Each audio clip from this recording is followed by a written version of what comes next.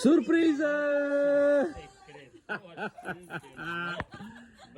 Nu te-ai așteptat. Nu se poate. Nu te-ai așteptat. Poate, Domnul vă binecuvânteze.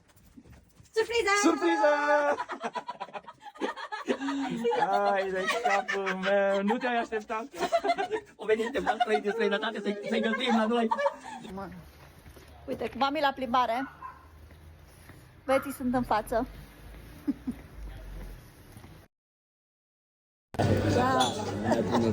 Șmecherii cât ani are la separat.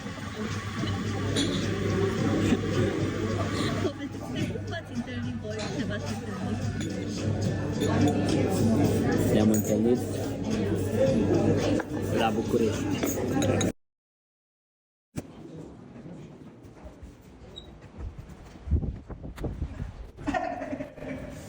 Noi nu i-am mai urcat până sus, acolo e un turn. Simi, au văzut chestia. Ce mă fac dacă nevasta se învață la restaurant că trebuie să o duc?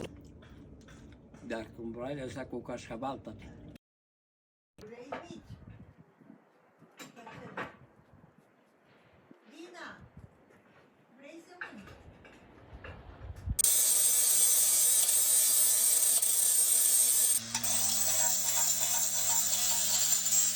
Le vopsesc, dacă nu vreți să le fac super de faine, să le pun. Filmează.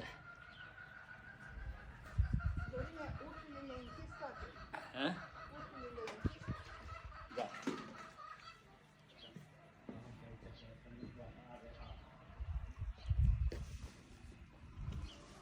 Ăsta e păr de la tati, cum am avut la drum acolo.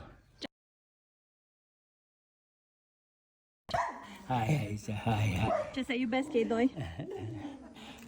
Hai. În cât timp? În 5 minute? Chiorogă? Nu o sunam pe ciorogă.